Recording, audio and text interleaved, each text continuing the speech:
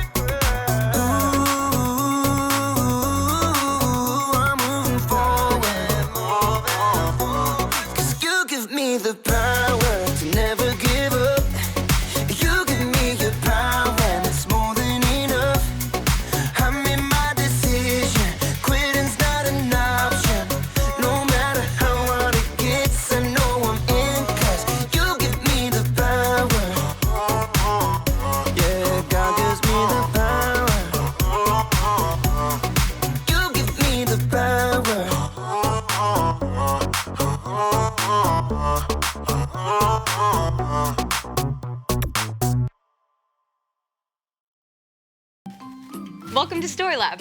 This week, we're talking about grit, while we take a look at the story of a group of people who were stuck between an army and, well, the deep Red Sea.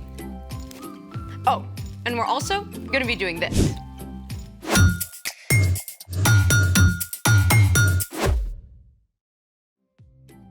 Hey, I'm Skylar. And I'm Sebastian. We're talking about grit, which is refusing to give up when life gets hard. Or refusing to get grouchy when every day for a whole week is cloudy. I like cloudy days. Really? They're good for thinking and reading. And hot chocolate. There's actually a Cloud Appreciation Society. For reals? Wow, there really is. You should see the stuff they have posted. That's a lenticular cloud. They often form over mountains or even tall buildings. Looks like a pancake. I should have had breakfast this morning. Check this out. These cloud rolls are called morning glories. They show up when a downdraft from an advancing storm causes moist, warm air to rise and cool fast. Looks like cloud twizzlers. Here's another one. What? Mammatus clouds. They can form when ice crystals fall out of cumulonimbus storm clouds. I'm pretty sure that's a set of a Marvel movie. I've changed my mind. I think every day should be a cloudy day. Good, because we're about to make our own cloud right now. Yes! Let's make it! Step 1, find a large glass jar. Done. Step 2, fill a cup with ice cubes. So far, so good. Next, you're gonna want to take the lid off of your jar. And step 3, boil some water. And then pour it in the jar. Make sure you get a grown-up to help. And once you have a fair amount, carefully swirl it to warm up the sides. It's hot. Yes, it is. Next, turn the lid upside down and fill it with ice cubes. Then you're gonna let it wait for 20 seconds. What are we supposed to do for 20 seconds?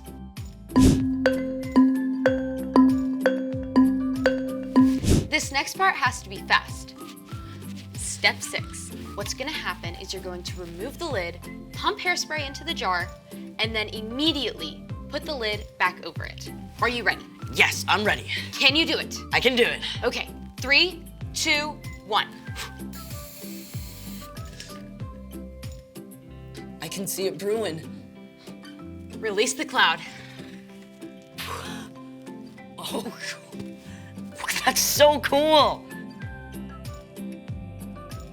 Bring on the cloudy days. Good, because there's a ginormous pillar of cloud in today's story. It's time for The story before the story. Today, we're in the second book of the Old Testament, Exodus. God made a plan to bless the whole world through one family, the Israelites. But for hundreds of years, the Israelites had been enslaved in Egypt. They cried out to God for help, and God sent a man named Moses who faced down the king, Pharaoh. After a lot of crazy plagues, Pharaoh let the Israelites go. But even though the Israelites were free, they're not yet safe. And that's where our story starts. Hey everyone! Okay, so as we all know, the Israelites were all packed up. Thousands and thousands of people, families, kids, herds, and flocks. You can imagine, they couldn't move very fast. God was leading them every step of the way, away from Egypt, appearing in a pillar of cloud during the daytime and a blazing pillar of flame at night. At last, the Israelites came to the Red Sea, which stood between them and the desert road to Canaan. But while the Israelites set up camp along the shore of the Red Sea, back in the palace, Pharaoh was having serious second thoughts. What have we done?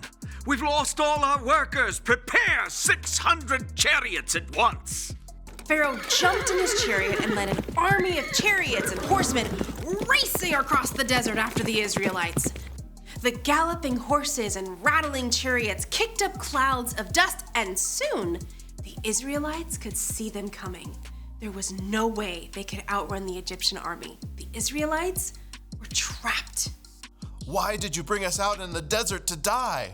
It would have been better to stay in Egypt than die out here. The Israelites wanted to give up, but Moses kept his eyes fixed firmly on God. Don't be afraid. Stand firm. The Lord will save you today. The Lord will fight for you. Just be still. Right there, in a place that seemed like a trap, God spoke to Moses. Hold out your walking stick. Reach out your hand over the Red Sea to divide the water. Divide the water? Okay, that is not what water does. But God's presence in the pillar of cloud moved from the front of the Israelite caravan and stood behind them all night to block them from view of the Egyptians. Moses reached his hand over the sea. Through the night, God sent a strong wind to push back the waters. Soon, the Israelites faced a dry path right through the middle of the Red Sea. I mean, can you imagine what it must have felt like? You're at the edge of a vast sea, but straight ahead the water just boop, splits. I mean, ginormous walls of water rise up on either side of the path before you. Sure, I mean, you want to escape the Egyptians, but if you walk along this path, the waters could fall on you. I mean, it must have taken every ounce of courage and grit they had. But the Israelites followed Moses along that path, straight through the heart of the sea. All night, those families hurried toward freedom. But the Egyptians gave chase. They followed the Israelites right into the Red Sea. At last, the Israelites made it through. But the Egyptians were right behind them. God spoke to Moses again. Reach out your hand over the sea. As Moses reached out his hand, those walls of water began to crash down, and the sea rushed back into place, washing over the Egyptian horses and chariots. The entire Egyptian army was swept away. The Israelites were left safe and dry on the far side of the Red Sea. Moses' sister Miriam led them in a song of celebration. I will sing to the Lord, he is greatly honored. The Lord gives me strength and protects me. He has saved me. The end. Whoa, things must have felt so out of control for Moses and the Israelites. Oh, for sure. But God was in control the whole time. God opened up a way for them to just keep going. So, what's our part in this story? Well, there are some times when you feel stuck, right? Like maybe one particular subject at school is super hard for you and you feel like it'll never get easier. Keep going. Because God knows what you're facing. God will walk with you the whole way through. Or you're just starting in a new school and you haven't been able to make friends just yet. Don't give up. God can help you find friends when you least expect it.